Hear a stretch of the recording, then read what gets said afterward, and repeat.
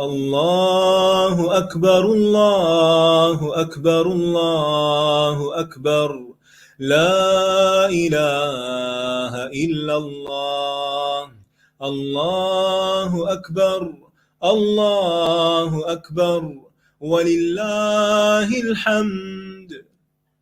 أعوذ بالله من الشيطان الرجيم. بسم الله الرحمن الرحيم. الحمد لله رب العالمين الرحمن الرحيم مالك يوم الدين. إياك نعبد وإياك نستعين. اهدنا الصراط المستقيم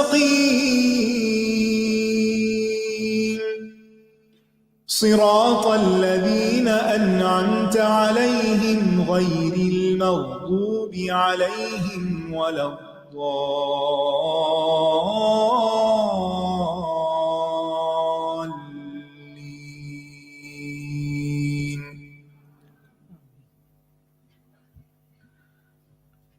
السلام علیکم ورحمۃ اللہ وبرکاتہ. کیا حال ہے سب کا؟ اعتکاف والوں کا اعتکاف کیسے جا رہا ہے؟ انجوائے کر رہے ہیں؟ الحمدللہ، شکر اللہ کا. اللہ نے موقع دیا، اللہ نے توفیق دی، اللہ سبحانہ وتعالیٰ نے اپنی مہربانی کی. تو اب ہمارا بھی فرض بنتا ہے کہ ہم آپ کے ساتھ پورا تعاون کریں اور آپ لوگوں کے لیے بھی زیادہ سے زیادہ فیسلٹیز ہوں تاکہ بہترین طریقے سے آپ اس عبادت کو انجام دے سکیں. جہاں تک اعتکاف کا تعلق ہے تو یہ سابقہ انبیاء کے زمانے سے ہی مشروع ہے، یعنی صرف نبی صلی اللہ علیہ وسلم ہی کی سنت نہیں بلکہ اس سے پہلے کے انبیاء بھی کرتے رہے ہیں، اور ان کے دور کے جو صالحین تھے، نیک لوگ تھے، اللہ تعالیٰ کی عبادت کرنے والے، وہ بھی اس کا اہتمام کرتے. تو گویا اعتکاف ان عبادات میں سے ہے جو پچھلے انبیاء کے زمانے سے چلی آ رہی ہیں. اللہ سبحانہ وتعالیٰ نے اپنے خلیل ابراہیم علیہ السلام اور اسماعیل علیہ السلام کو بیت اللہ کی تعمیر کے بعد طواف کرنے والوں، اعتکاف کرنے والوں اور نماز ادا کرنے والوں کے لیے بیت اللہ پاک صاف رکھنے کا حکم دیا ہے. یعنی بیت اللہ کی جو اہم عبادات ہیں ان میں سب سے پہلے کیا ہے؟ طواف. یعنی اللہ کا گھر بنائی اس لیے گیا ہے کہ اس کا طواف کیا جائے، اور پھر اس کے بعد اہم ترین عبادت کیا ہے؟ اعتکاف، اور پھر نمازیں جو عمومی یعنی 5 نمازیں وہاں پر ہوتی ہیں. تو گویا طواف اور نماز کی طرح جو عام دنوں میں ہوتا رہتا ہے وہاں پر اعتکاف بھی اللہ تعالیٰ کے قرب کا خاص ذریعہ ہے. جیسا کہ آپ جانتے ہیں کہ اعتکاف نہ فرض عبادت ہے نہ واجب ہے بلکہ ایک مسنون عبادت ہے، یعنی ایک نفلی عبادت ہے، آپ یوں کہہ سکتے ہیں. اور جیسا کہ آپ جانتے ہیں کہ جب بندہ اپنے فرائض ادا کرتا ہے تو اللہ تعالیٰ کا قرب پاتا ہے، اور جب بندہ نفل ادا کرتا ہے اور نفل کی کثرت کرتا ہے تو اس سے اللہ تعالیٰ کی محبت ملتی ہے. تو اللہ کی محبت پانے کے لیے نوافل کا کثرت سے اہتمام کیا کریں، چاہے نماز کے ہوں، چاہے دیگر عبادات میں، چاہے نفلی روزے ہوں یا اعتکاف ہو یا کوئی بھی عبادت جو فرض نہیں ہے ہم پر. کیونکہ بہت سے لوگ صرف فرض پر اکتفا کرتے ہیں، فرض پڑا اور جانماز لپیٹی اور اٹھ گئے. تو اس سے آگے بڑھیں. اس رمضان میں آپ اپنی تربیت خود یوں کریں کہ جن اچھے کاموں کی آپ نے عادت ڈالی ہے ان کو اگلا پورا سال ساتھ لے کر چلیں. اعتکاف نبی صلی اللہ علیہ وسلم کی سنت بھی ہے. امام زہری کہتے ہیں مسلمانوں پر تعجب ہے کہ انہوں نے اعتکاف کی سنت کو چھوڑ رکھا ہے، حالانکہ جب سے نبی صلی اللہ علیہ وسلم ہجرت کر کے مدینہ تشریف لائے اس وقت سے لے کر وفات تک بلا ناغہ آپ اعتکاف کرتے رہے. حالانکہ نبی صلی اللہ علیہ وسلم ہم سب سے زیادہ مصروف انسان تھے، اہم ترین امور کو انجام دے رہے تھے. تو اور آپ کی زندگی میں کچھ کام ایسے تھے جن کو آپ کرتے تھے کبھی اور کبھی نہیں بھی کرتے تھے، لیکن اعتکاف ان کاموں میں سے ہے جنہیں آپ نے کبھی نہیں چھوڑا. ایک سال جب کسی وجہ سے آپ نہ کر سکے تو اگلے سال 20 دن کا اعتکاف فرمایا. اعتکاف کی اصل روح کیا ہے؟ اعتکاف کیوں کیا جائے؟ اعتکاف سے کیا حاصل کرنا چاہیے؟ کیا ہماری زندگی میں مسائل بڑھ گئے ہیں جن کے حل کے لیے ہم چاہتے ہیں کہ اعتکاف کر لیں تو ہماری دعائیں قبول ہو جائیں گی اور ہماری پریشانیاں ختم ہو جائیں گی؟ یا ہم نے کوئی صرف نظر اور منت مانی ہوئی تھی، یا پھر صرف اللہ سبحانہ و تعالیٰ کی رضا کے لیے، اللہ کی خوشنودی کے لیے ہم اس عبادت کو انجام دے رہے ہیں؟ تو اعتکاف کی اصل روح جو ہے وہ دل کی اصلاح ہے، اپنے دل کی اصلاح. یعنی اولاد کی پریشانیوں اور اولاد کے جمیلوں اور مال کی پریشانیوں اور باقی چیزوں کی پریشانیوں کے حل کے لیے تو ہم سب دعائیں کرتے ہی ہیں، اور اعتکاف میں بھی اپنے لیے بھی اور سب کے لیے کرنی چاہیے. لیکن یہ مقصد نہیں ہونا چاہیے اعتکاف کا. مقصد کیا ہونا چاہیے؟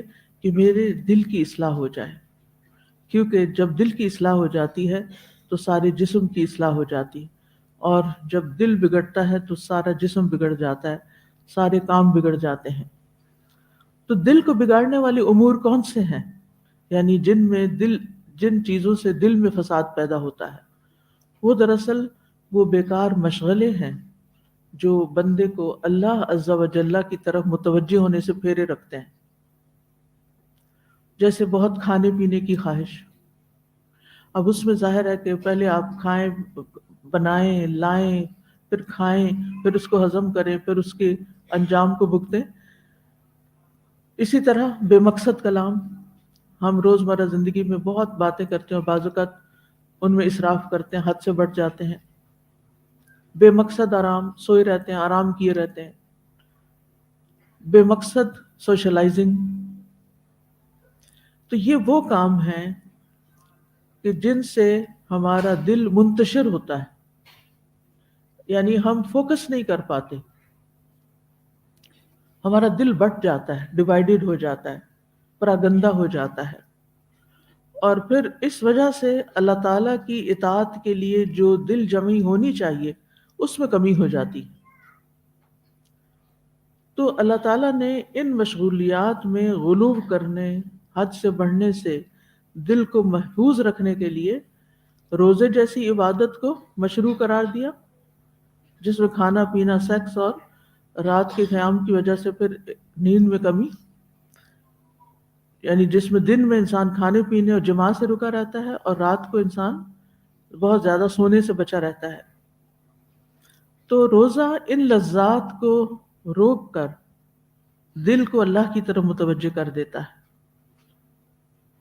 وہ لذتیں، وہ مشغولیات دنیا کی اور بعض اوقات حد سے بڑی ہوئی مشغولیات جو ہمیں آخرت کی طرف مائل نہیں ہونے دیتی، آخرت کی طرف توجہ نہیں کرنے دیتی. تو روزہ ایک ڈھال ہے نا.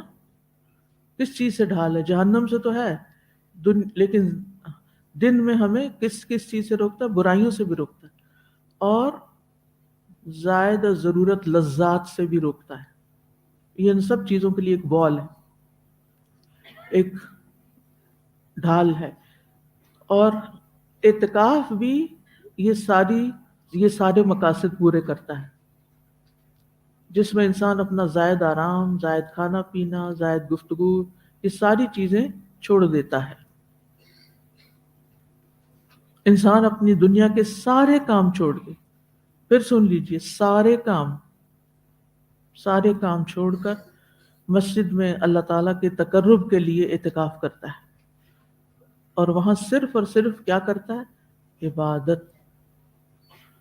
یعنی مسجد میں بھی سونے کے لیے اور آرام کرنے کے لیے اور رات کو کھاتے پیتے رہنے کے لیے نہیں رکتا، بلکہ عبادت کے لیے، دن میں بھی اور رات میں بھی.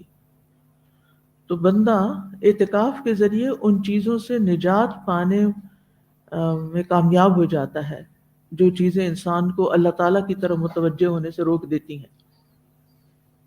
یعنی فضول گفتگو، فضول میل ملاپ، بے مقصد کلام، بے جان نیند اور آرام جو ہم گھروں میں بغیر کسی کی روک ٹوک کے کرتے رہتے ہیں۔ ابن قیم کہتے ہیں دل کی اصلاح اور اللہ تعالیٰ کے حکم پر چلنے میں استقامت اللہ تعالیٰ کی طرف دل جمعی پر موقوف ہے کہ ہم کتنا دل لگا کے یہ کام کرتے ہیں۔ اگر دل پراگندہ ہو تو اللہ سے لو لگانے میں میلان ناممکن ہے، چونکہ کھانے پینے، لوگوں سے میل ملاپ، سونے اور بات چیت میں زیادتی کرنے سے دل کی پراگندگی میں اضافہ ہی ہوتا ہے، اور اللہ تعالیٰ تک پہنچنے کی رفتار میں کٹوتی، سستی اور رکاوٹ ہی پیدا ہوتی ہے۔ اس لیے عزیز و رحیم کی رحمت کا تقاضا ہوا کہ بندوں پر روزہ مشروع فرمائے جس سے کھانے پینے کی زیادتی جاتی رہے اور دل اخلاط شہوات سے فارغ ہو کر اللہ تعالیٰ کے حکم پر چل پڑے۔ اسی طرح اللہ تعالیٰ نے اعتکاف کو بھی مشروع قرار دیا جس کا مقصد اور جس کی روح دل کا اللہ تعالیٰ کی طرف متوجہ ہو جانا ہے۔ تو ان دنوں میں جو معتکفین ہیں وہ اپنی پوری توجہ اللہ تعالیٰ کی طرف کر لیں۔ ہوتا یہ ہے کہ مسجد میں بہت سارے لوگ ہوتے ہیں اور ہر ایک کو الگ الگ تنہائی میسر نہیں ہوتی، بعض اوقات لاجسٹک پرابلم، مسائل کی وجہ سے، مشکلات کی وجہ سے، جس کے نتیجے میں ہم پھر بات چیت شروع کر دیتے ہیں۔ اعتکاف میں بات چیت منع ہے، خاموشی اختیار کرنا ہے۔ اگر کسی ضرورت کے تحت بھی کوئی چیز لین دین کرنا ہے تو وسپرنگ میں، اشاروں میں، کیوں؟ تاکہ دوسرے لوگ جو عبادت میں مشغول ہیں ان کی عبادت ڈسٹرب نہ ہو۔ مثلا آپ دو لوگ باتیں کر رہے ہیں یا کسی ضروری کام سے ایک دوسرے کے کوئی کنورسیشن ہے اور ساتھ ہی ایک شخص قرآن پڑھ رہا ہے، اس کا سارا دھیان اس سے ہٹ کے کس طرف ہو جائے گا؟ آپ کی باتوں کی طرف۔ لہٰذا اس ہال میں اعتکاف کرنے والوں سے میری ریکویسٹ ہے کہ وہ مکمل خاموشی اختیار کریں، دن کو بھی اور رات کو۔ اس کا یہ مطلب نہیں کہ جو تراویح پڑھنے کے لیے آتے ہیں وہ اپنی خوب باتوں سے، اور یا کلاس لینے کے لیے آتے ہیں تو وہ خوب باتیں کر کے اعتکاف والوں کو ڈسٹرب کریں، یہ درست نہیں۔ ہمیں ایک دوسرے کا احترام کرنا چاہیے، اور اگر ہم گھر بار چھوڑ کے بھی آئے، کام چھوڑ کے بھی آئے، اور یہاں آ کر ہم پھر اسی کھانے پینے میں اور سونے میں اور باتوں میں مشغول ہو گئے تو گویا ہم نے اپنا مقصد کسی طور پہ پورا نہیں کیا، ہم نے اپنے اعتکاف میں خلل ڈال دیا۔ تو آپ نے اس سے بچنا ہے۔ چلیے اب قرآن مجید کی طرف چلتے ہیں۔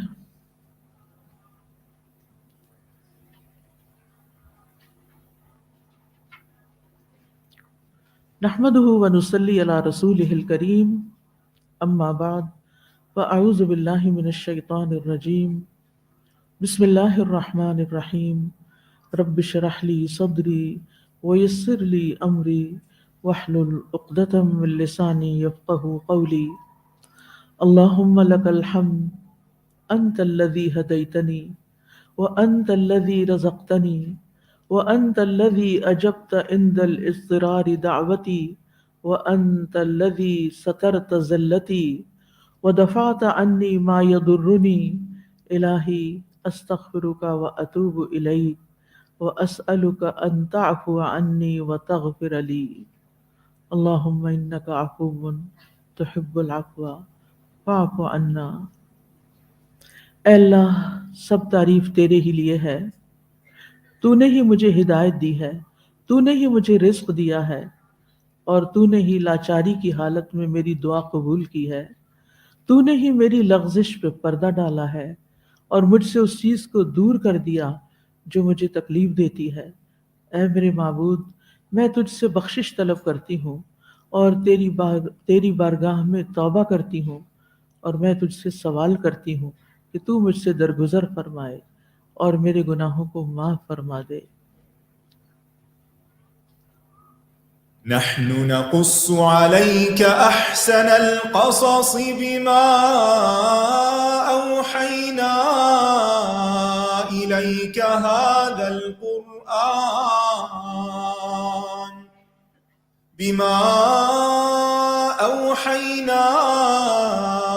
عليك هذا القرآن وإن كنت من قبله لمن الغافلين. کل ہم نے اسراف کے بارے میں پڑھا. اسراف ہر معاملے میں ناپسندیدہ ہے.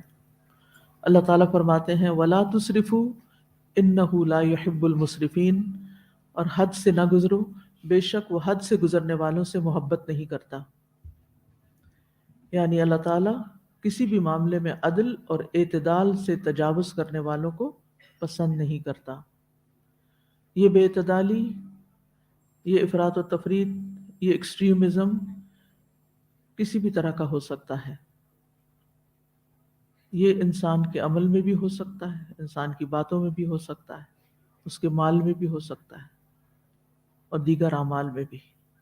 قرآن مجید میں اللہ تعالیٰ کے محبوب بندوں کی صفت بیان کی گئی ہے وَالَّذِينَ إِذَا أَنفَقُوا لَمْ يُسْرِفُوا وَلَمْ يَقْتُرُوا وَكَانَ بَيْنَ ذَلِكَ قَوَامًا، اور جو خرچ کرتے ہیں تو نہ اسراف کرتے ہیں، یعنی اپنی ضروریات پر جب خرچ کرتے ہیں یا ویسے خرچ کرتے ہیں کسی کے معاملے میں، کسی بہن بھائیوں کو دینے کے یا دیگر معاملات میں، تو اسراف نہیں کرتے، یعنی حد سے زیادہ ان کا ہاتھ نہیں کھلتا.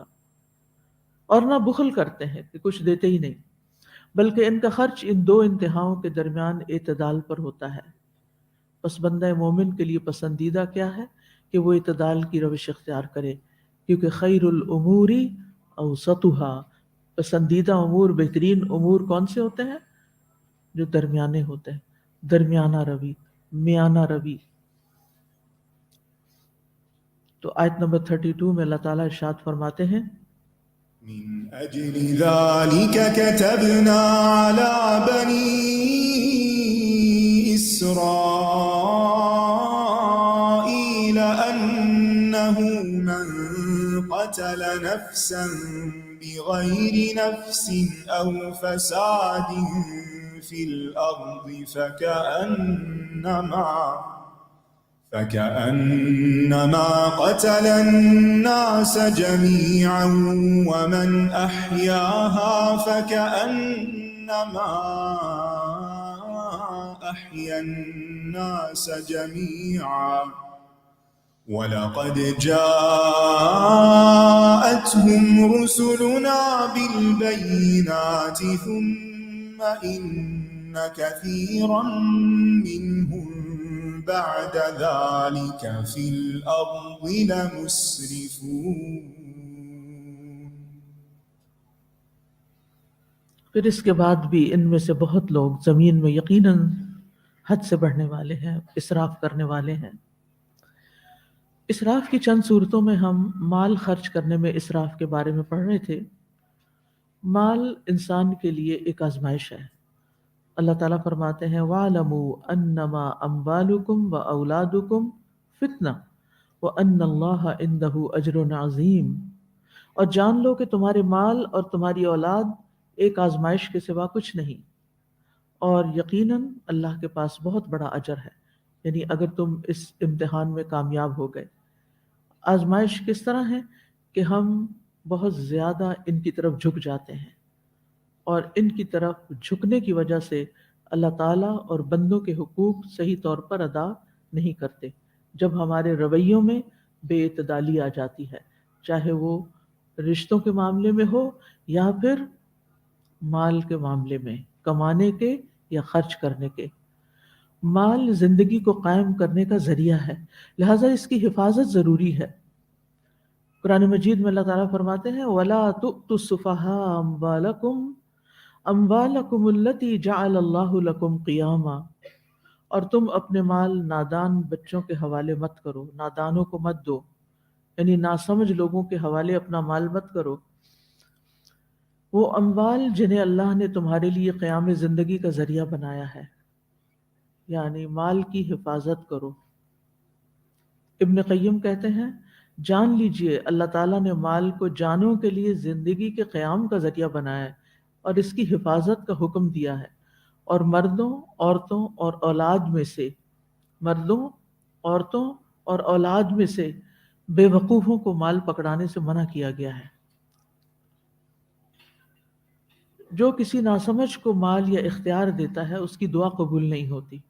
رسول اللہ صلی اللہ علیہ وسلم نے فرمایا 3 قسم کے لوگ دعا کرتے ہیں لیکن ان کی دعا قبول نہیں ہوتی۔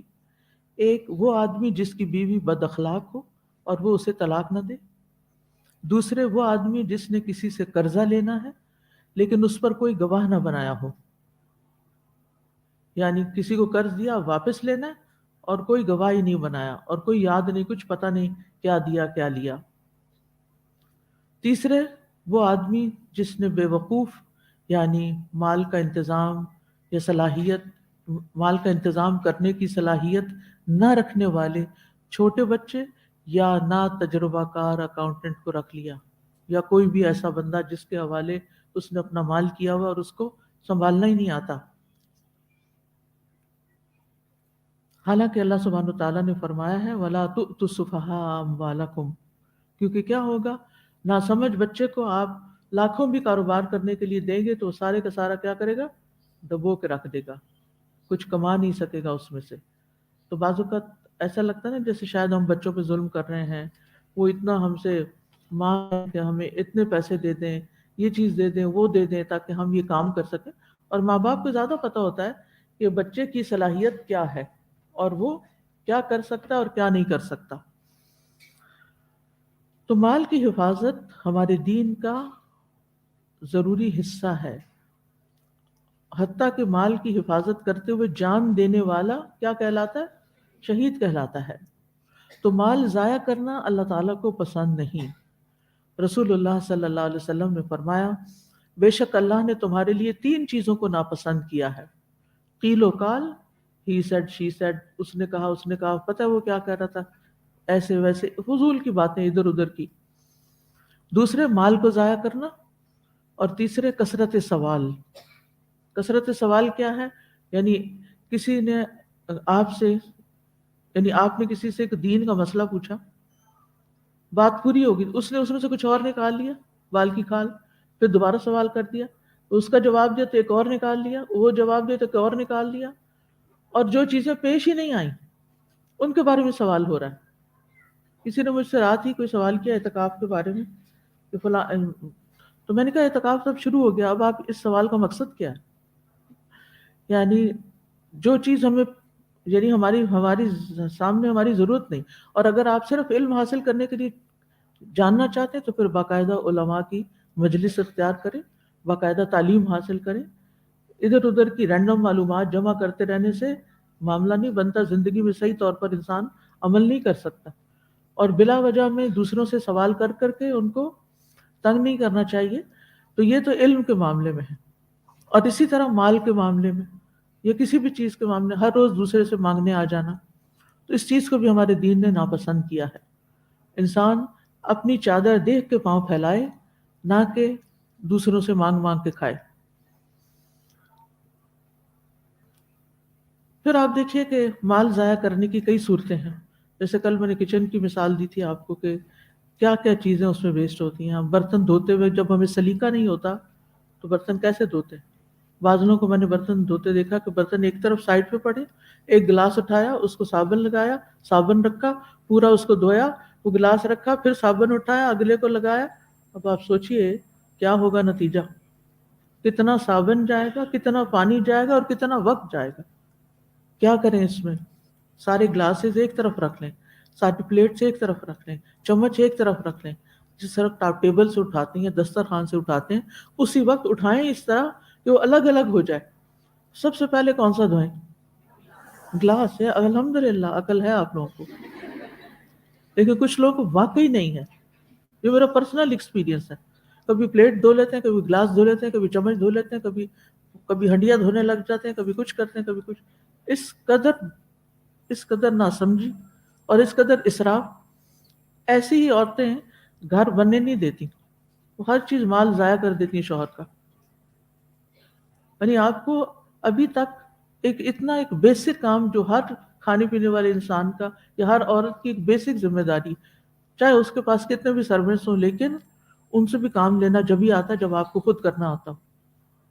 تو یہ اس پھوڑ پن سے ہر لڑکی کو نکلنا چاہیے، اور باقاعدہ یہ علم سیکھنا چاہیے پہلے وہ چھٹی جماعت میں ایک سبجیکٹ ہوتا ہے امور خانہ داری، اور وہ صرف ہوم اکنامکس والوں کو پڑھا دیتے ہیں. میں سمجھتی ہوں ہر لڑکی کو پڑھانا چاہیے، کیونکہ ہر لڑکی نے گھر بنانا ہے نا. اور اگر آپ نے گھر نہیں بنانا اور صرف جابس کرنی ہے اور مردوں کی طرح زندگی بسر کرنی ہے تو پھر تو بات نہیں بنے گی، پھر تو آپ نے اپنی ذمہ داریاں نہیں نبھائیں. لہذا چاہے آپ دین کا کام کریں یا کوئی اور کام کریں، آپ کو گھر چلانا پورا آنا چاہیے، سلیقہ مند ہونا چاہیے.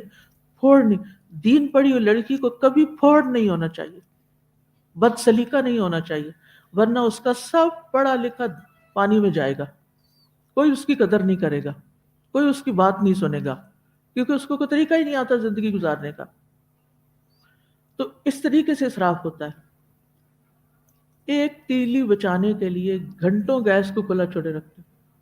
ایک تیلی کی قیمت کیا، اور وہ جو گیس جل کے بل بن رہا ہے اس کی قیمت کیا ہے. اور وہ جو نیچرل ریسورسز جو اللہ نے استعمال کے لیے بنائے، اللہ نے استعمال کی لیے بنائے، وہ آپ محض اپنی سستی سے بس ان کو ضائع کیے چلے جا رہے ہیں.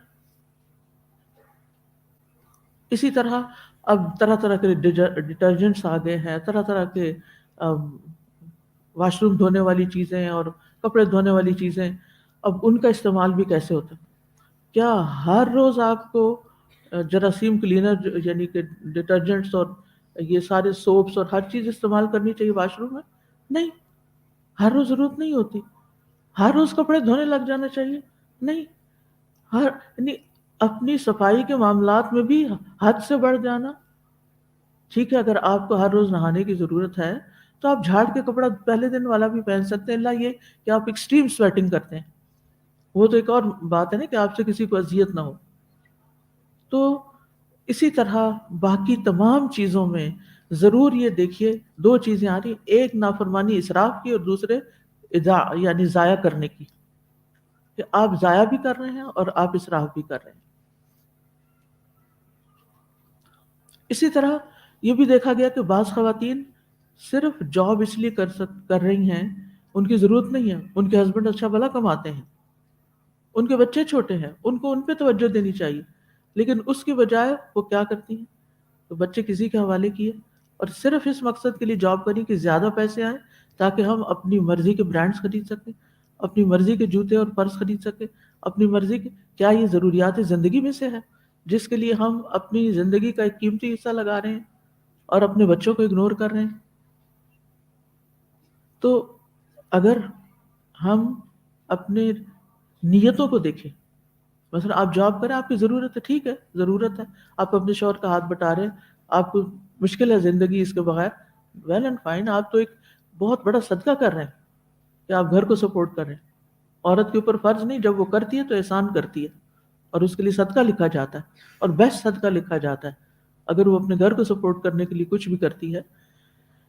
لیکن یا یہ کہ کسی بڑے مقصد کے لیے، دین کی خدمت کے لیے، یا لوگوں کو ایجوکیٹ کرنے کے لیے، یا ہسپتال میں مریضوں کو ٹریٹ کرنے کے لیے، یہ ایسے پیشے ہیں کہ جن میں لازمی طور پر عورت کو ہونا چاہیے. لیکن اس کے علاوہ بہت سے پیشے ایسے ہیں کہ جن میں مرد کافی ہیں اور وہ مردوں کو کام کرنے چاہیے. تو بہرحال یہ ایک الگ بحث ہے کہ کہاں کیا کرنا چاہیے، لیکن صرف اس مقصد کے لیے کہ ہم بچوں کو زیادہ زیادہ کھلونے خرید دیں، ڈھیروں کپڑے خرید دیں، اور پھر اس کے بعد جب وہ چھوٹے ہو جائیں، ہر تھوڑے آپ دیکھیں 3 مہینے میں بچے کا سائز بدل چکا ہوتا ہے. اگر آپ نے 10-20 جوڑے 3 مہینے کے بچے کے لیے خریدی یا نیو بورن کے لیے خریدی تو کیا آپ نے اسراف نہیں کیا؟ آپ نے واضح اسراف کیا. کیا یہ پیسے کہیں اور کام نہیں آ سکتے تھے ان لوگوں کے لیے کہ جن کے پاس نہیں ہے، یا ان کی تعلیم کے کام میں، یا پھر آخرت کے لیے؟ تو صرف اس لیے نہیں کہ ہمارے پاس ہے تو ہم جو چاہے کرتے چلے جائیں. یعنی بعض لڑکیاں یہ سمجھتی کہ ہمارے سسرال کے پاس بہت ہے لیکن وہ ہمیں نہیں دیتے کہ ہم عیش و عشرت کر سکیں، اور بڑے بخیل ہیں. یہ بخیل نہیں ہوتے. یعنی میں نے بہت سے ایسے لوگوں کو بھی دیکھا ہے جو انتہائی سمجھدار ہیں، ملین ٹریلینز کے مالک ہیں، لیکن خرچ اتنا ہی کرتے ہیں جتنا ضرورت ہوتا ہے. اور مجھے ان کی یہ بات بہت ہی اچھی لگتی ہے کیونکہ اس کے علاوہ انہوں نے خیر کے بے شمار کاموں میں اپنا حصہ ڈالا ہوا ہوتا ہے. سمجھدار لوگ اپنی آخرت بنا رہے ہیں، اس کو بخل نہیں کہتے. دنیا کے ریسورسز کو صحیح طور پر استعمال کرنا. اور پھر آپ دیکھیے کہ جب وہ بچوں کے کپڑے بچ جاتے ہیں، اونے پونے ادھر ادھر پھینک دیتے ہیں، کسی کو دے دیتے ہیں، کسی کو پورا آیا نہیں آیا، کہاں استعمال ہوا کہاں نہیں. تو پھر اس طرح کیا واقعی ہماری سارے دن کی محنت اور تھکنا ورتھ ہے کہ ان پیسوں سے ہم صرف ایکسٹرا چیزیں جو ضرورت میں بھی نہ آئے، استعمال میں بھی نہ آئے، ان کے اوپر لگا دیں؟ اور پھر آپ دیکھیے کہ بچوں کو گیجٹس خرید کے دینا، بہت سی ایکسیسریز دینا، یہ ساری چیزیں ان کو بگاڑنے کا سبب نہیں بن رہی کہ وہ آپ کی غیر موجودگی میں سارا وقت لیپ ٹاپ پہ یا اس پہ بیٹھے ہوئے ہیں، آئی پیڈ پہ بیٹھے ہوئے ہیں، بچے کے ہاتھ میں۔ ایک دن کسی ہاسپٹل جانے کا مجھے اتفاق ہوا، چھوٹے چھوٹے بچے ایک ماں کے ساتھ ہیں، دونوں کے ہاتھ میں آئی پیڈ پکڑے ہوئے، اور وہ وہاں بیٹھ کے پتہ نہیں کیا دیکھ رہے ہیں، یعنی کسی وقت بھی فرصت نہیں۔ یعنی اگر اس وقت ماں سارے گھر بار کے کام چھوڑ کے بیٹھی ہے تو ان دو بچوں کے ساتھ تھوڑی تھوڑی کو بات کر سکتی ہے، کچھ سکھا سکتی ہے ان کو، لیکن اس وقت بھی آپ ان کے پاس، جبکہ وہ ایکسکلوسیو ٹائم ہے، گاڑی میں بیٹھے ہیں یا ہاسپٹل میں یا کلینک میں یا ویٹنگ میں یا کہیں بھی، تو آپ ان کو بس صرف اسی چیز سے مشغول کیے ہوئے ہیں۔ تو یہ چیزیں جو ہیں یہ ضرورت نہیں ہے۔ کیا آئی پیڈ بچوں کی ضرورت ہے؟ ضرورت ہے کہ ہم سمجھتے ہیں کہ ہر بچے کے پاس آئی پیڈ ہے، بیچارے، اور بچوں، میری خالہ کے بچوں کے پاس یا میری بہن کے بچوں کے پاس یہ ہیں سب کچھ، تو میرے بچوں کے پاس نہیں؟ الحمدللہ نہیں، کیونکہ اس سے یہ کوئی ہمدردی نہیں ہے بچوں کے ساتھ، اور یہ کوئی محبت نہیں ہے، اور ہمیں اس لیے نہیں کمانا چاہیے کہ ہم یہی چیزیں ان کی پوری کرتے رہیں، الا یہ کہ وہ کسی ایسے پڑھائی میں ہے یا کام میں ہے جہاں ان کی ضرورت ہے، تو ویل اینڈ گڈ، پھر تو آؤٹ آف دا وے جا کر بھی آپ ان کے لیے انتظام کریں۔ تو اصل چیز یہ ہے کہ انسان میانہ روی اختیار کرے۔ احمد بن محمد برافی کہتے ہیں کہ جب مجھے بشر بن حارث نے دیکھا کہ میں اپنے باپ کے ترکے میں سے بہت زیادہ خرچ کرتا ہوں، یعنی وراثت میں جو ملا ہے، تو انہوں نے کہا کہ مجھے اس بات سے پریشانی ہوئی ہے، جو تمہارا باپ اس مال سے تمہیں خرچ دے گیا ہے، خبردار تم خرچ کرنے میں نرمی اور میانہ روی سے کام لو، یہ کہ تم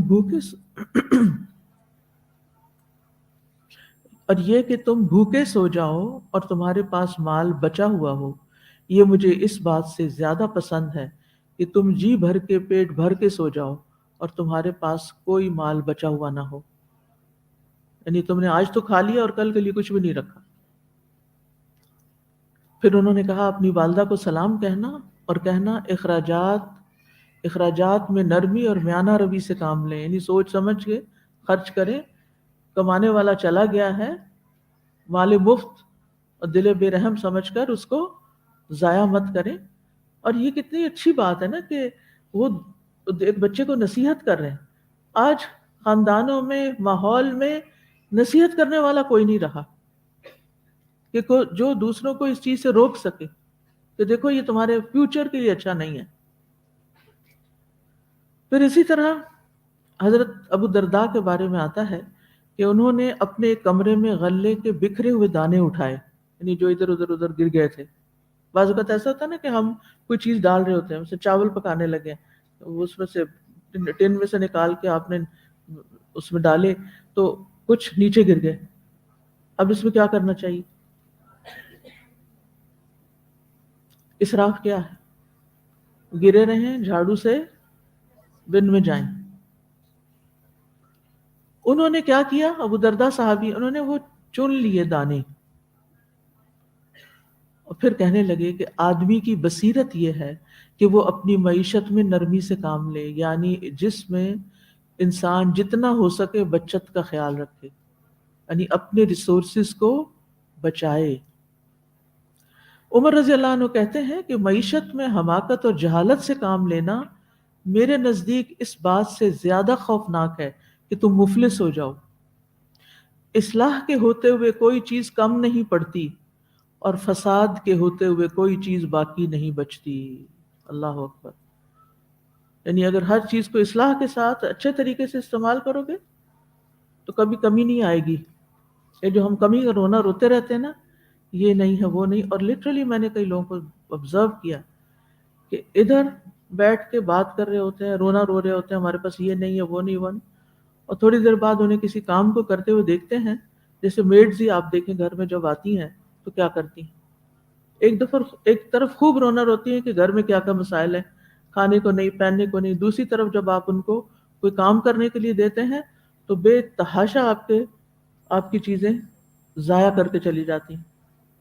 تو فساد کے ساتھ کوئی چیز بچتی نہیں ہے. پھر اگر وہ آپ کے گھر میں فساد کر رہے ہیں تو اپنے ریسورسز کو بھی ایسے ہی استعمال کر رہے ہوں گے. تو کسی بھی چیز کی کمی کا رونے کی بجائے بہتر ہے اس کو طریقے سے استعمال کریں، اتنا استعمال کریں کہ جس سے آپ کا گزارا چل جائے. خالی مہنگائی کا رونے سے بات نہیں بنے گی. اب بھی آپ دیکھیں ایک طرف وہ لوگ ہیں جو مہنگائی کا خوب رونا رو رہے ہیں، اور دوسری طرف حد سے بڑے ہوئے اسراف کرنے والے لوگ موجود ہیں جہاں پتہ ہی نہیں چلتا کہ یہاں کوئی مہنگائی نام کی چیز بھی ہے. تو یہ ہمارے ایکسٹریم رویے ہیں، اور یہ ایکسٹریمزم ہی اسراف ہے. اس سے ہمیں نکلنا ہوگا. نہ کمی کا بہت زیادہ گلا شکوہ کہ یہ نہیں ہے وہ نہیں ہے، کیونکہ یہ ناشکر پن میں آتا ہے. وہ یاد رکھیں جو اللہ نے دیا ہوا ہے، اللہ خود بخود اپنی رحمت اور فضل سے اور بڑھائے گا. لئن شکرتم لازیدنکم. اللہ کے آگے اپنی حاجات رکھیں، اللہ لوگوں کے دل آپ کے لیے نرم کر دے گا. اللہ وہ وسائل پیدا کر دے گا، وہ ذریعے بنا دے گا، وہاں سے رزق عطا کرے گا جہاں سے آپ سوچ بھی نہیں سکتے، آپ کا گمان بھی نہیں جائے گا.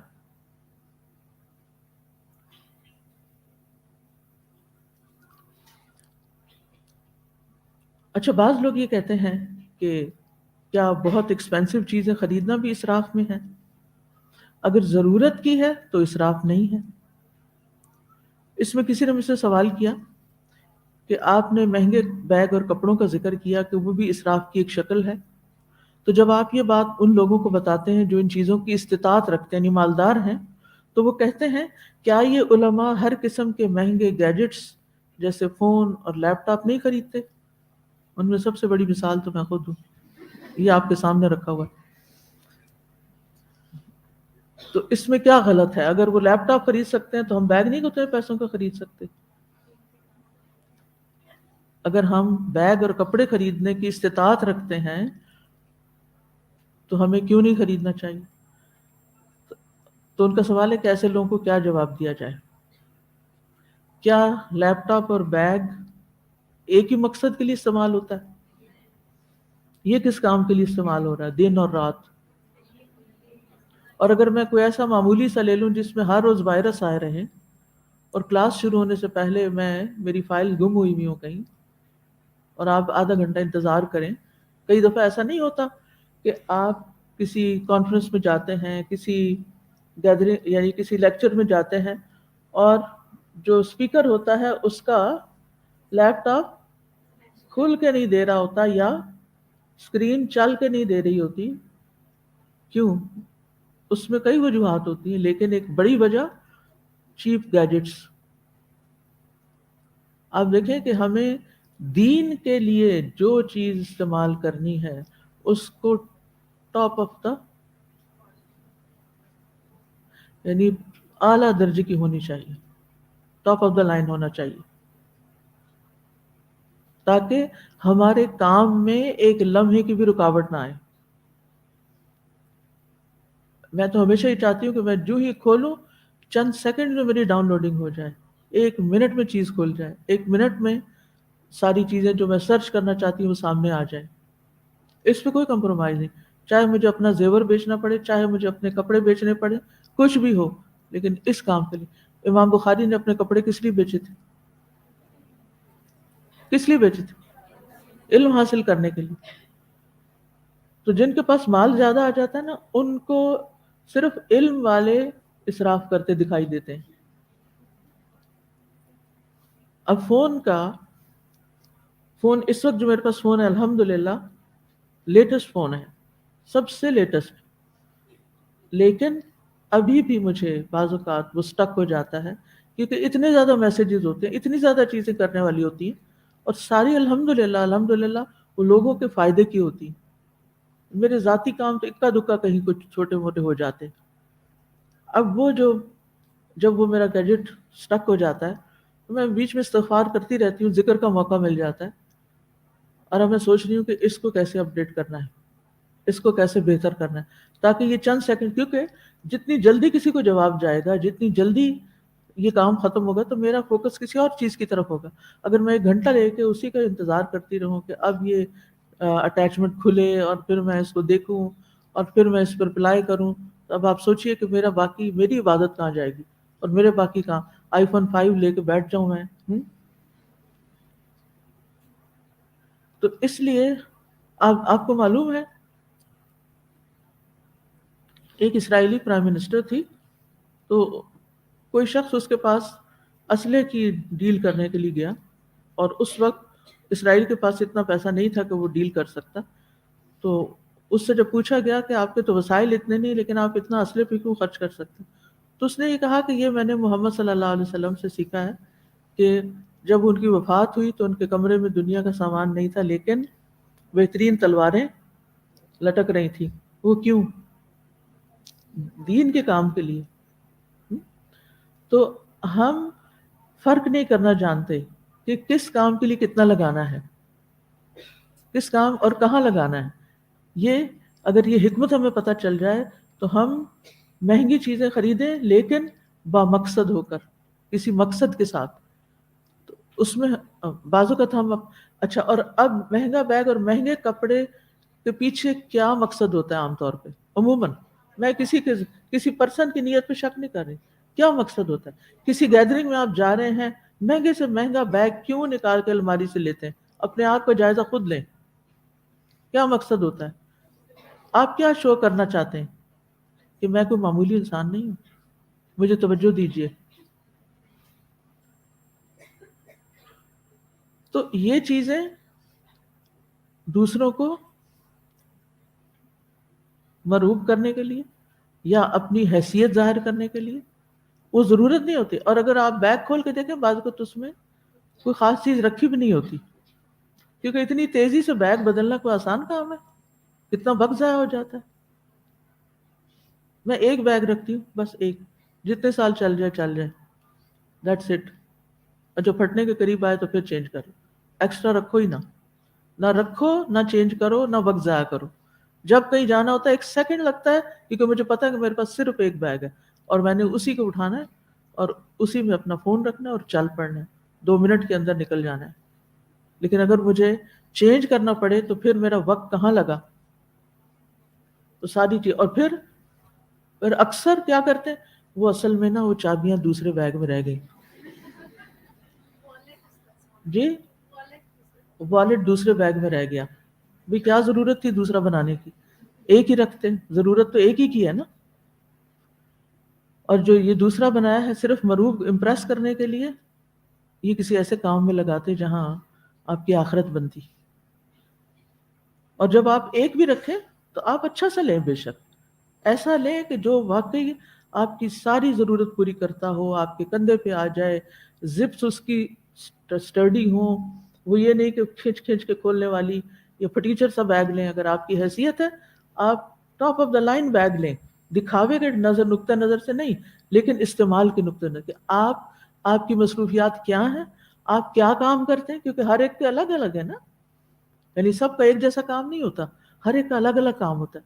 تو جو جس کا کام ہے اس کے حساب سے آپ کے پاس حیثیت ہے، آپ جتنا چاہیں مہنگا بیگ خرید لیں. اسی طرح گاڑی ہے، بعض لوگ کہتے ہیں کہ مہنگی گاڑی کیوں خرید. اگر آپ نے اس مہنگی گاڑی کے اوپر لمبے سفر کرنے ہیں تو اٹس ورتھ، آپ اس سے بھی مہنگی لے سکتے ہیں، حیثیت ہے ضرور لے لیں. لیکن اگر آپ نے صرف دکھاوے کے لیے لے کے رکھی ہے تو دین اٹس رانگ. اس نیت کی پھر پوچھ ہوگی.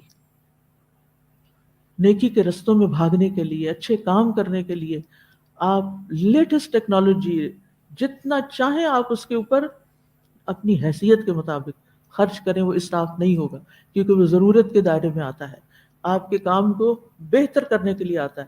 اسراف اس وقت ہوتا ہے جب آپ دکھاوے کے لیے اور دوسروں کے ساتھ کمپٹیشن کرنے کے لیے اور بس صرف شو شاہ کے لیے کام کرتے ہیں. اور دوسری بات یہ کہ اگر یہ مال ہمارا ہی ہوتا نا اور قیامت کے دن سوال نہ ہوتا اس پر، پھر ہم جو مرضی کرتے، کیونکہ قیامت کے دن سوال ہوگا مال کہاں سے کمایا اور کہاں خرچ کیا، کہاں لگایا. تو اس وقت کیا جواب دیں گے؟ کیا یہ پوچھ نہیں ہوگی؟ یعنی مہنگی ترین گھڑی لینے کا مقصد کیا تھا، لاکھوں کا جوڑا کس لیے بنایا، جو چیز کم پیسوں میں ہو سکتی تھی پوری، تو ضرور برانڈ کے نام سے ہی زیادہ پیسے خرچ کرنے تھے؟ رسول اللہ صلی اللہ علیہ وسلم نے فرمایا قیامت کے دن کسی شخص کے دونوں قدم اس وقت تک میدان حشر سے ہٹ نہ سکیں گے یہاں تک کہ اس سے اس کی عمر کے بارے میں سوال ہوگا کہ اس نے کس چیز میں اسے صرف کیا، اس کے علم کے بارے میں کہ اس پر کتنا عمل کیا، اس کے مال کے بارے میں کہ کہاں سے کمایا کہاں خرچ کیا، اور اس کے جسم کے بارے میں کہ اس نے اپنے جسم کو کس چیز میں گھلایا، جسم کو کس چیز میں گھلایا، کن کاموں کو کرتے کرتے اپنے آپ کو تھکا دیا۔ تو سارا دن کے بعد جب تھکتے ہیں نا تو ایک سوال اپنے سے ضرور پوچھا کریں کہ اپنے آپ کو کس چیز میں تھکایا، آج کیا کرتے ہوئے تھکی؟ کیا صرف بازاروں کے چکر کاٹتے ہوئے، یا پھر کوئی خدمت خلق کا کام کرتے ہوئے، یا عبادت کرتے ہوئے، یا علم حاصل کرتے؟ کہاں لگایا میں نے اپنے آپ کو، اور خاص طور پر اپنی جوانی کہاں لگائی؟ نبی صلی اللہ علیہ وسلم نے فرمایا جو لوگ دنیا میں زیادہ مال و دولت جمع کیے ہوئے ہیں قیامت کے دن وہی خسارے میں ہوں گے، سوائے ان کے جنہیں اللہ نے مال دیا ہو اور انہوں نے اسے دائیں بائیں آگے پیچھے خرچ کیا ہو اور اسے بھلائی کے کاموں میں لگایا ہو۔ یعنی اللہ نے بہت دیا اور پھر انہوں نے بھی اللہ کے راستے میں خوب دیا، وہ لوگ بچ جائیں گے۔ لیکن اگر صرف کماتے رہے اور جمع کرتے رہے اور اسراف کرتے رہے تو پھر سخت حساب کے لیے تیار رہیں۔ پھر آ جاتا ہے کھانے پینے میں اسراف۔ اس میں سب سے پہلی بات یہ ہے کہ انسان وہ چیز کھائے جو اس کے لیے حلال نہ ہو، یا پھر اس کی صحت کے لیے نقصان دہ ہو، یا پھر جو اس کے لیے حلال ہو اور وہ ضرورت سے زیادہ مقدار میں کھا لے۔ حلال ہے، طیب ہے، کھا سکتے ہیں، صحت کو بھی نقصان نہیں، لیکن کتنا کھا لیا؟ ڈھیروں کھا لیا، زیادہ سے زیادہ کھا لیا۔ حضرت عمر رضی اللہ عنہ کہتے ہیں فضول خرچی کے لیے، اسراف کے لیے یہی کافی ہے، کفا بالمرء صرفا ان یأکل کل ما اشتہا، کہ انسان جس چیز کی خواہش کرے اس کو کھانا شروع کر دے، جس چیز کی خواہش کرے اس کو کھانا۔ اب تو اور بھی زیادہ فتنہ ہو گیا۔ پہلے یہ ہوتا تھا کہ اگر آپ نے وہ کھانا ہے تو آپ کو بنانے کی مشقت سے گزرنا پڑے گا، تو بہت سے لوگ آئیڈیا ڈراپ کر دیتے تھے، اتنا لمبا اتنا وقت کون لگائے، چھوڑو رہنے دیتے ہیں۔ اب کیا ہوتا ہے؟ صرف آرڈر کرنا ہے۔ اچھا پہلے یہ ہوتا تھا جا کے لانا پڑتا تھا یا جا کے کھانا پڑتا تھا، اب کیا ہے؟ بائکیا کروائیں اور گھر پہ منگا لیں۔ تو حد سے بڑھتے جا رہے ہیں نا، کھانے کا وقت ہے یا نہیں، بس دل چاہ رہا ہے، اس وقت منچنگ کرنے کو دل چاہ رہا ہے، دیکھا گھر میں نہیں، چلو آرڈر کرتے ہیں، چاہے رات کے 12 بجے۔ ترس آتا ہے ان بچوں پہ جو رات کی سنسان سڑکوں پہ ایسے ینگسٹرز کے صرف آرڈر پورے کرنے کے لیے ادھر ادھر گھوم پھر رہے ہوتے ہیں۔ یہ جو بائکیا پہ کام کرتے ہیں نا، یہ اکثر ینگ بچے ہیں نا، تو میں سوچتی ہوں کہ یہ کچھ ینگ بچوں کی خدمت کے لیے یہ ینگ بچے اپنی راتوں کی نیند قربان کر رہے ہیں، وہ عیش و عشرت میں راتیں گزار رہے ہیں، اور یہ ان کے عیش و عشرت کو پورا کرنے کے لیے سڑکوں پہ رات کے آدھی رات پھر رہے ہیں۔ کبھی آپ لیٹ نائٹ کے ایئرپورٹ سے یا کہیں سفر کر کے واپس آئیں تو آپ کو وہ ڈیلیوری کرنے والے بائسیکل یا جو موٹر سائیکل ہے وہ نظر آ رہے ہوں گے۔ تو اس وقت میں سوچتی ہوں کہ اس آدھی رات کو کسے کھانے کا شوق چڑھا۔ پھر اکثر ریسٹورینٹس راتوں کو ہی کام کر رہے ہوتے ہیں کیونکہ دن کو تو لوگ سوتے ہیں اور کھانا پینا رات کو چل رہا ہوتا ہے۔ تو یہ سب حد سے بڑی ہوئی چیزیں ہیں، ان کو اپنے ٹائم پر اور اپنے کوانٹٹی کے اعتبار سے اس کو ایک خاص لمٹ پہ لانے کی ضرورت ہے۔ نبی صلی اللہ علیہ وسلم نے فرمایا کلوا واشربوا والبسوا وتصدقوا فی غیر اسراف ولا مخیلۃ، کھاؤ اور پیو، پہنو اور صدقہ کرو، لیکن اسراف نہ کرو اور تکبر نہ کرو، کیونکہ اسراف تکبر کی طرف لے جاتا ہے کہ میں سب سے زیادہ، میرے پاس بہت کچھ ہے، میں دوسروں سے بہتر ہوں۔ پھر مومن اور غیر مومن کے کھانے پینے میں بھی فرق ہوتا ہے۔ رسول اللہ صلی اللہ علیہ وسلم نے فرمایا مومن ایک آنت میں پیتا ہے اور کافر 7 آنتوں میں پیتا ہے، یعنی مومن کو پینے کے لیے ایک چیز بھی کافی ہے یا ایک گلاس بھی کافی ہے، لیکن کافر 7 آنت، یعنی 7 کورس، 7 چیزیں، 7 چیزوں کی ورائٹی، کیونکہ اب دیکھیں کہ ہماری سرونگ میں بھی ورائٹی ہوتی ہے۔ اگر تو نیت یہ ہے کہ ہر کوئی اپنی پسند کا اٹھا لے تو وہ تو ٹھیک ہے، لیکن یہ نہیں کہ آپ نے ایک طرح کی چیز پی، پھر دوسری اٹھا لی، پھر تیسری اٹھا لی، صرف چکھتے گئے اور گلاس چھوڑتے گئے۔ اور کھانے پینے میں اسراف بدترین امتی کی نشانی ہے۔ رسول اللہ صلی اللہ علیہ وسلم نے فرمایا ان قریب میری امت میں ایسے لوگ ہوں گے جو طرح طرح کے کھانے اور رنگ برنگے مشروب طلب کریں گے۔ بعض لوگ ہوتے ہیں کھانے پہ جائیں، اگر گھر والے کولڈ ڈرنکس نہیں پیتے، نہیں رکھتے، تو وہ باقاعدہ پوچھتے ہیں، طلب کرتے ہیں کوک نہیں رکھی، اور طرح طرح کے کپڑے پہنیں گے۔ سن لیجئے، رنگ برنگے مشروب طلب کریں گے، طرح طرح کے کپڑے پہنیں گے، گفتگو میں بے احتیاطی کریں گے، لیا کچھ کھانے پینے کا کچھ سامان، ٹانگ پہ ٹانگ رکھی اور ساتھ والے سے بیٹھ کے دوسروں کے اوپر تبصرے شروع کر دیے، دوسروں کا مذاق اڑانا شروع کر دیا، خواہ مخواہ دوسروں پر کمنٹری شروع کر دی کہ دیکھو فلاں کیا کر رہا ہے اور فلاں کیا کر، کبھی سیاست پہ باتیں، کبھی علماء پہ باتیں، کبھی کسی اور پہ باتیں، اور طرح طرح کی سواریوں پہ سوار ہوں گے۔ وہ میری امت کے بدترین لوگ ہوں گے، کیونکہ امت کا سارا اب زور یا ساری توجہ ان چیزوں پہ آ جائے گی نا۔ زوال کے دور میں، صحابہ کے دور میں یہ چیز نہیں تھی، ان میں امیر بھی تھے، غریب بھی تھے، ہر طرح کے لوگ تھے، لیکن سب مشن اورینٹڈ تھے،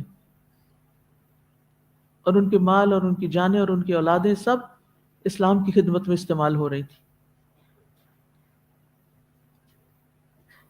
اور آج وہ وقت آ گیا ہے کہ ہم ان احادیث پہ پورے اتر رہے ہیں۔ اس سے بڑھ کے زوال کیا ہو سکتا ہے؟ ایک کسی کی ہم نے دعوت کرنی ہوتی ہے تو اس میں آپ دیکھیے کہ ایک وقت میں کتنی ڈشز بنا لیتے ہیں، 2-3 سٹارٹرز بنا لیں گے، کھانے کی 4-5 ڈشز، میٹھا بھی اب ایک نہیں ہوتا، میٹھے کی بھی کئی ورائٹی، پھر چائے اور کعوے کی ورائٹی۔ آپ سوچئے کہ بنانے میں کتنا وقت لگا، پھر برتن کتنے استعمال ہوئے، پھر ان کو دھونے میں کتنا وقت اور پانی اور ڈٹرجنٹس لگے، مطلب ایک اسراف کی سیریز چل پڑتی ہے نا، اور کہیں ختم نہیں ہوتا۔ تو اس لیے ان تمام معاملات میں ہمیں احتیاط برتنے کی ضرورت ہے۔ پھر اس کے بعد آپ دیکھیے گفتگو میں اسراف، فضول باتیں، کثرت کلام، بے مقصد باتیں، لغو گفتگو، زبان سے منفی جملے ادا کرنا، حق کے لیے نہ بولنا، نہ حق پہ بولنا، مختصر بات کی بجائے لمبی بحث شروع کر دینا، بات بڑھاتے چلے جانا، بلا وجہ کامنٹس دینا، گاڑی میں بیٹھے بیٹھے ساتھ والوں کی ڈرائیونگ پر تبصرے کرتے جانا، کسی سے نقصان ہو جانے پہ اسے آر دلانا، اکثر پچھلی باتیں یاد کرا کے تانے دینا۔ بعض لوگ کسی مریض کی عادت کے لیے جاتے ہیں یا ہسپتال جاتے ہیں بیمار کرسی کے لیے، تو فضول گپ شپ میں بیٹھ جاتے ہیں، لمبی سٹنگ کر لیتے ہیں، اونچی آواز میں بولتے ہیں۔ اگر کسی وارڈ میں گئے ہیں تو کیا ہوتا ہے، وہ ایک کے پاس بیٹھ کے اتنی باتیں کر رہے ہیں کہ وہ ساتھ والا بیچارہ آرام ہی نہیں کر پا رہا، اور بیمار کرسی کے آداب ہی نہیں آتے۔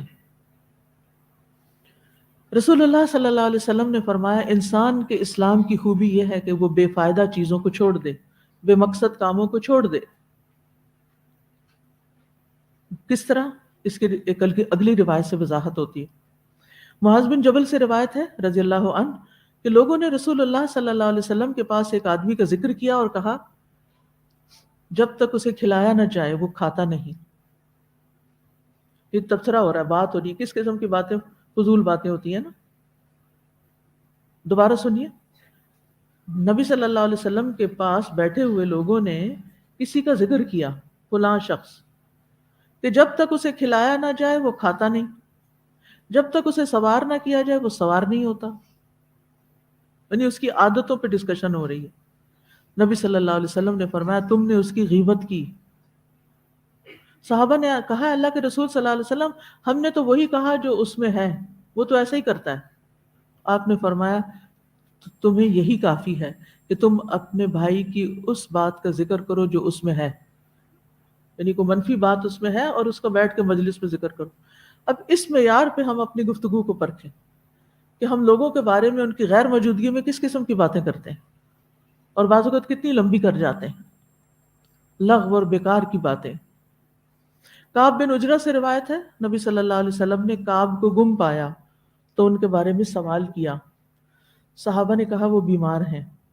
آپ پیدل چلے یہاں تک کہ ان کے پاس پہنچ گئے. جب آپ کعب کے پاس داخل ہوئے تو آپ نے فرمایا اے کعب خوش ہو جاؤ. ان کی ماں نے کہا اے کعب تمہیں جنت مبارک ہو، یعنی خود سے اپنے پاس سے ہی ایک قدم آگے بڑھا لیا.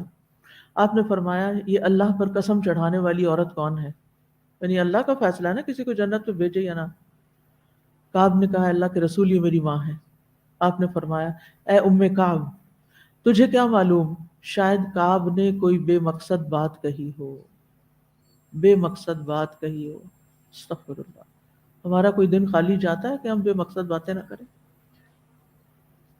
یا کسی ایسی چیز سے روکا ہو جو اسے غنی نہ کرتی ہو، یا کسی ایسی چیز سے روکا ہو یعنی دیا نہ ہو کسی کو کہ جس کو رکھ کے اس کو خود بھی کوئی فائدہ نہیں. پھر اسی طرح اور کیا آتا ہے اس طرح کی باتوں میں؟ دوسروں کو آر دلانا. آر دلانا. رسول اللہ صلی اللہ علیہ وسلم نے فرمایا اگر کوئی شخص تمہیں برا بھلا کہے اور تمہیں تمہاری کسی بات پر جو وہ جانتا ہو آر دلائے تو تم اس کے عیب پر جو اس میں ہو آر مت دلانا، بلا شبہ اس کا وبال اسی پر ہوگا. یعنی اگر تمہیں کوئی آر دلا رہا ہے تو تم جواب میں کچھ نہیں کہو گے، اس کا معاملہ اللہ کے ساتھ. پھر فحش گفتگو، اس سے بھی بچنا چاہیے. رسول اللہ صلی اللہ علیہ وسلم نے فرمایا مومن لان تان کرنے والا فحش گو اور بےہودہ گو نہیں ہوتا. پھر بال کی کھال اتارنا. پنجابی میں ایک لفظ ہوتا ہے ننو لینا، سنا ہوا یہ لفظ؟ یعنی بات سے بات نکال کے آگے سے آگے آگے آگے سوالوں پہ سوال کر کے دوسرے سے بیکار کے سوال، خام خواہ کسی کی ذاتی زندگی کے بارے میں. مجھے کسی نے کہا کہ کسی نے ان سے پوچھا کہ کیا استاذہ کی بہو گھر میں کوئی کام کرتی ہیں، ان سے بات چیت کرتی ہیں، وہ اپنے کمرے سے نکلتی ہیں؟ کیا یہ سوال پوچھنا چاہیے؟ بتائیے آپ. وہ میرا معاملہ ہے نا. اگر میں اس سے خوش ہوں تو کسی کو کوئی تکلیف ہے؟ ہر شخص کی ایک زندگی ہوتی ہے نا، ایک پرائیویسی ہوتی ہے، ایک لائف ہوتی ہے. آپ دوسرے سے حسن ظن کیوں نہیں رکھتے؟ اور حسن ظن کیا ہے کہ اگر وہ فضول باتوں میں شریک نہیں تو وہ کوئی بامقصد کام کر رہا ہوگا، کوئی غور و فکر کر رہا ہوگا. اور ماشاءاللہ وہ آرٹیکل وغیرہ بھی لکھتی رہتی ہے، تو مجھے یہ پتا ہوتا ہے کہ جب وہ بالکل آئسولیٹڈ بیٹھی ہے تو وہ کچھ لکھ رہی ہے یا کوئی اچھا کام کر رہی ہے. لیکن دوسرے جن کو وہ نظر نہ آئے گھر میں بھاگتے دوڑتے فضول باتیں ادھر فضول باتیں ادھر، ان کو کیا لگے گا کہ شاید کوئی شخص موڈی ہے یا ایٹیٹیوڈ دکھا رہا ہے. ایسا ہرگز نہیں. کسی کے گھر کی اندرونی باتیں کبھی نہ پوچھیں، کسی کے بچوں کے بارے میں کبھی نہ پوچھیں. کوئی مقصد نہیں ہمارا بنتا. اور پھر پوچھتے بھی کن سے ہیں؟ جو لوگ گھر میں آتے جاتے ہیں نا، گھر کے سرونٹ سے پوچھتے ہیں، گھر کے جو چھوٹے بچے ہوتے ہیں ان سے پوچھتے ہیں بعض اوقات. اچھا چھوٹا بچہ آیا آپ کے پاس، قریب 7 گھر ہے، اچھا بتاؤ دادی کیا کر رہی تھی، اچھا دادا کیا کھا رہے تھے، آج کیا پکایا تم لوگوں نے، آج تمہارے گھر میں کون آیا. کس قدر فضول باتیں، کس قدر بیکار کی باتیں. اپنا بھی وقت ضائع اور بچے کو آپ کتنا بگاڑ رہے ہیں. اچھا وہ جو بیچارہ معصوم ان چیزوں پہ توجہ نہیں کرتا، آئندہ آنے سے پہلے شاید یہ ساری معلومات لے کر آئے. اس ڈر سے کہ پھر آپ اس کو شاید اپنے پاس نہ آنے دیں دوبارہ. پھر لوگوں سے معاملہ کرنے میں زیادتی اور اسراف، معاملات میں بگاڑ. اب سب سے پہلے اپنے گھر میں ہی اپنے آپ کو نوٹ کرنا ہے، پھر اپنے رشتہ داروں میں، اپنے نیبرز میں، کہ لوگوں کے ساتھ معاملہ کرتے ہوئے میں کیا کرتی ہوں. جب گھر میں کوئی میرے ساتھ زیادتی کرتا ہے تو وہ زیادتی کیا تھی، یہ کوشچن لکھیں ڈائریوں میں، ان کے جواب لکھیں. اس سے آپ کو رہنا سہنا آ جائے گا، آپ کی سوچ بدل جائے گی انشاءاللہ. آپ ان چیزوں پر جلیں کوڑیں گے نہیں. کسی نے زیادتی کی، کیا تھی زیادتی؟ کچھ کہہ دیا، کچھ دیا نہیں، کوئی غمگین ہو جاتے ہیں نا ہم. میرا فوری رد عمل کیا تھا؟ مثلا میرے چہرے پر ایکسپریشن کیا تھے؟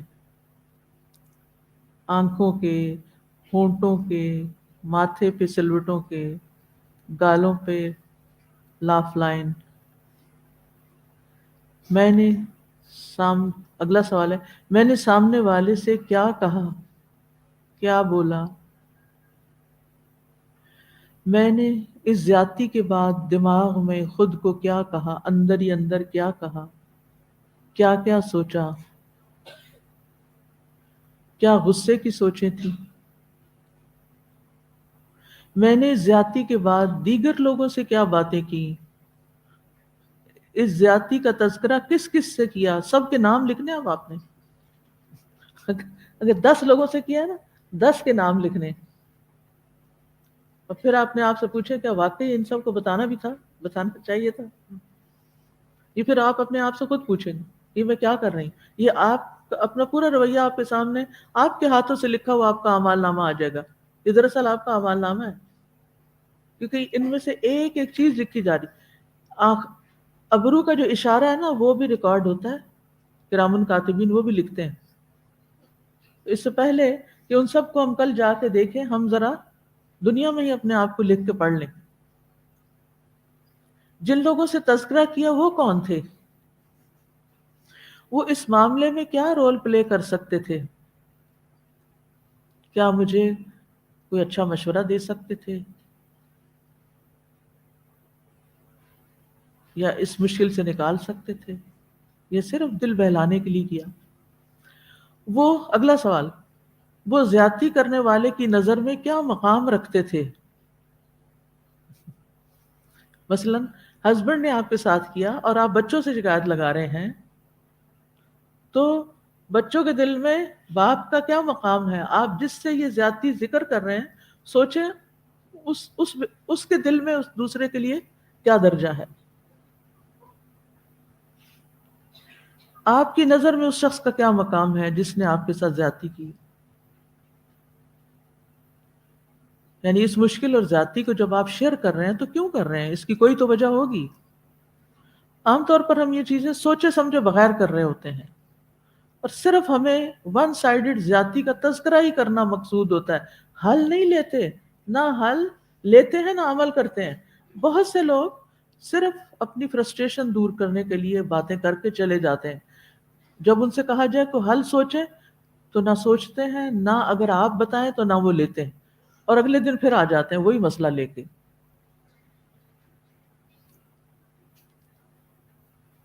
تو جب بھی میں کسی سے ذاتی کا تذکرہ کروں تو اپنا مقصد سامنے رکھوں. کیا صرف اپنا غم بانٹنا، یا کوئی مشورہ چاہنا، یا دوسرے لوگوں کا پرسپیکٹو جاننا کہ وہ اس بارے میں کیا سوچتے ہیں، ان کا نقطہ نگاہ کیا ہے، زاویہ نظر کیا ہے، وہ کیسے ریئیکٹ کرتے ہیں، تاکہ زیادتی کرنے والے کے پرسپیکٹو کو سمجھنے میں مدد لی جائے، معاملے کی نوعیت کو سمجھا جائے. کیونکہ بعض اوقات یہ ہوتا ہے کہ آپ کسی کے سامنے ذکر کرتے ہیں نا، 10 کے سامنے ذکر کیا نا تو 9 نے تو آپ کی ہاں میں ہاں ملا دی، ایک آپ کے پیچھے پڑ گیا. ایک نے کہا تمہارا ہی قصور ہے، تم نے یہ کیا ہوگا نا اس لیے تمہارے ساتھ یہ. اس نے تمہیں ہلا کے رکھ دیا. آ گئی ہمیں سمجھ کہ آئندہ سے اس کے پاس نہیں جانا جو سب سے میرا خیر خواہ ہے، جو سب سے زیادہ میرا خیر خواہ ہے، پھر ہم اسی سے اوائڈ کرنے لگتے ہیں کیونکہ یہ میری ہاں میں آ نہیں ملا رہا. تو یہ چیز انتہائی خطرناک ہوتی ہے. اور کیا ہماری نیت یہ تھی کہ دوسروں کی اصلیت کو، جو ہمارے خیال میں اصلیت ہے حالانکہ ضروری نہیں، وہ اوروں کے سامنے بے نقاب کیا جائے؟ دوسروں کو بدنام کرنا مقصود تھا کیونکہ اس نے غلط کیا. پھر یہ کہ جو زیادتی ہوئی اس کی شدت اور مقدار کتنی تھی؟ صرف وربل کوئی ابیوز تھا، یا کوئی اگنور کرنا تھا، یا کوئی مار دھاڑ تھی؟ کیا ہوا؟ تو جتنی زیادتی تھی، کیا میرا ریاکشن اتنا ہی تھا یا اس سے زیادہ تھا یا کم تھا؟ سمجھ آئی؟ یعنی زیادتی ہوئی، ایک لفظ کسی نے کہا، میرا ریاکشن جواب میں خاموشی ہے یا 2 لفظ ہیں؟ میں نے کیا کیا؟ حد سے بڑھ کے جواب دیا، یا پھر معاف کر دیا، یا پھر صرف اتنا ہی بدلہ لیا؟ اب آپ خود سوچ لیں کہ کیا فرق ہے ان تینوں میں. ہے کوئی فرق؟ کسی نے آپ کو ایک لفظ کہا، آپ نے جواب میں 2 کہے، کون زیادتی کرنے والا ہو گیا؟ آپ خود ہو گئے. اور ابھی بھی آپ مظلوم بن کے دوسروں سے شکایتیں کر رہے ہیں. کتنے لائل میں ہم اپنے بارے میں.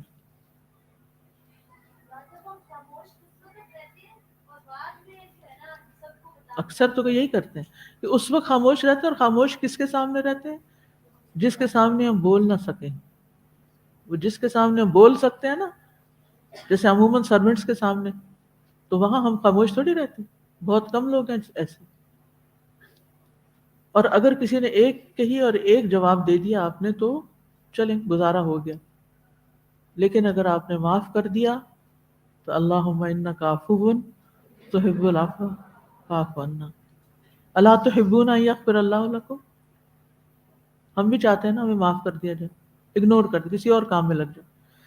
تو بہرحال یہ ایکسرسائز جو ہے، یعنی ان باتوں کو لکھ لینے سے وہ سب چیزیں آپ کے سامنے آ جائیں گی. اور پھر آپ دوبارہ پڑھیے اوپر سے اپنے آپ کو. آپ سمجھے کسی کی اسائنمنٹ چیک کر رہے ہیں آپ،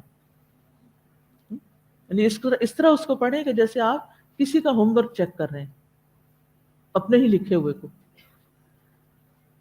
تو اس سے وہ ساری باتیں سامنے آ جائیں گی جو ایک انسان کو اسراف کے رویے سے آگاہی دیتی ہیں. اور کیا کیا اعمال اور اقدام پھر اسراف کی طرف معاملات میں لے جاتے ہیں. فلا یسرف فی القتل میں لے جاتے ہیں. اس حد تک معاملے آگے ہو جاتے ہیں، سنگین ہو جاتے ہیں. تو یہ ایک ایکسرسائز ہے جو آپ نے اپنے ساتھ کرنی ہے، اپنے فائدے کے لیے، اپنے آپ کو آگاہی دینے کے لیے. اس سے حسد، غیبت، رقابت، جھوٹ، دھوکہ، بدگمانی، ان سب چیزوں کو آپ اچھی طرح پہچان جائیں گے کہ یہ کتنے فیصد آپ کے اپنے اندر پائی جاتی ہیں. کیونکہ بعض اوقات ہم شکایت لگاتے ہوئے مبالغہ آرائی کرتے ہیں، حد سے بڑھا دیتے ہیں. وہ کیا ہو گیا؟ چیٹنگ. بعض اوقات اگر کسی نے کسی کے بارے میں کوئی بات آپ کو کہہ دی تو اس کو جا کر کچھ اور بنا کے بتاتے ہیں، دھوکہ. اور پھر یہ بھی آپ کو سمجھ آئے گی کہ یہ کبیرہ گناہ کیوں ہے.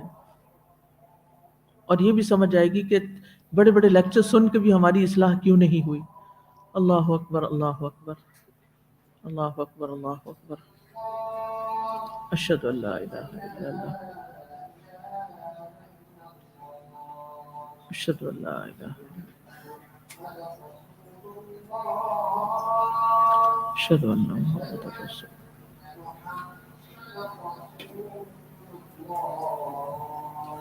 اشہد ان محمد رسول. لا حول ولا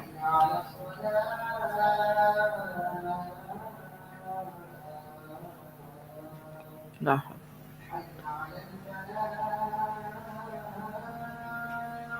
لا حول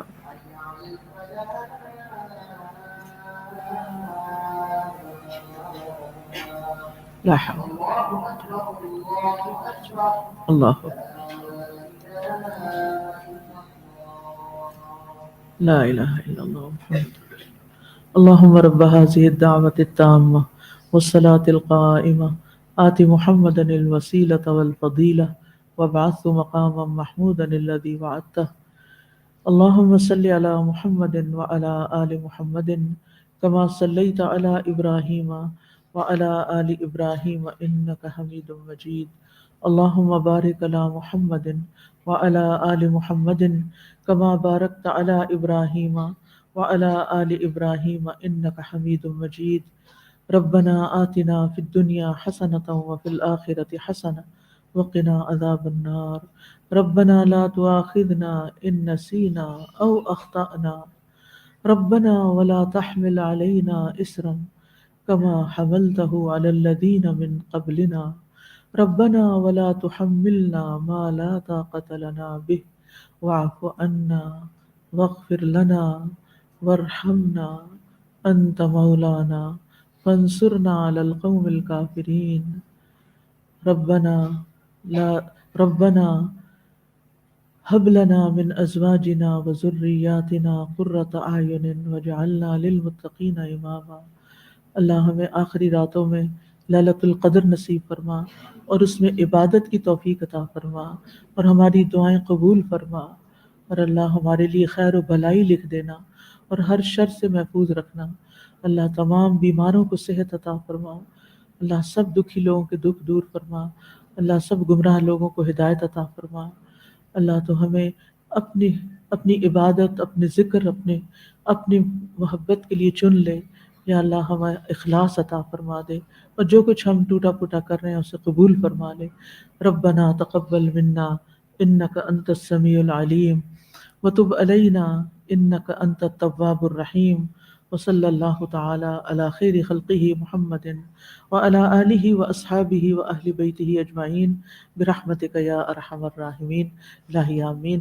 آپ سب کی اطلاع کے لیے ایاک نستعین کا نیا ایڈیشن الحمدللہ آ چکا ہے. اب آپ سوچ رہے ہوں گے کہ یہ نیا ایڈیشن کیا ہے اور ہم پہلا چھوڑ کے اس کو کیوں لے لیں. اس ایڈیشن میں کتاب کے آخر میں احادیث کو دعاؤں کے ساتھ کر دیا گیا ہے. ٹھیک ہے، یعنی دعائیں الگ بھی لکھ دی گئی ہیں، ان دعاؤں کے بیچ بیچ میں حدیثیں نہیں ہیں بلکہ آخر میں اکٹھی کر دی گئی ہیں. ٹاپکس کو از سر نو ترتیب دیا گیا، یعنی کئی نئے ٹاپکس ڈالے گئے ہیں. تقریباً تمام عنوانات میں مزید دعاؤں کا اضافہ کیا گیا ہے جو وقت کے ساتھ ساتھ مشورے وغیرہ ملتے رہے. اس ایڈیشن میں مزید ٹاپکس بھی شامل ہیں، مثلاً رات کے اذکار، زیارت قبور کی دعائیں، نظر بد کے علاج کے لیے نظر اور حسد کا دم، یہ بھی شامل کیا گیا ہے تاکہ آپ اس سے فائدہ اٹھائیں، کیونکہ بہت سے لوگوں کو یہ چیزیں چاہیے ہوتی تھی اور انہیں ملتی نہیں تھی. تو یہ کتاب آپ سب کے لیے فائدہ مند ہے انشاءاللہ. خود اپنے لیے بھی لیں اور دوستوں کو بھی دیں، کیونکہ یہ سب کی ضرورت ہے. سب کو حفاظت چاہیے ہوتی ہے اور اللہ کی مدد. وَإِيَّاكَ نَسْتَعِينُ وَآخِرُ دَعْوَانَا أَنِ الْحَمْدُ لِلَّهِ رَبِّ الْعَالَمِينَ. سبحانك اللهم وبحمدك أشهد أن لا إله إلا أنت أستغفرك وأتوب إليك. السلام علیکم ورحمۃ اللہ وبرکاتہ. خاموشی کے ساتھ درود پڑھتے ہوئے باہر نکلیے. فاقصص القصص لعلهم يتفكرون. اللهم صل على محمد وعلى آل محمد كما صليت على إبراهيم وعلى آل إبراهيم إنك حميد مجيد. اللهم بارك على محمد وعلى آل محمد كما باركت على إبراهيم وعلى آل إبراهيم إنك حميد مجيد.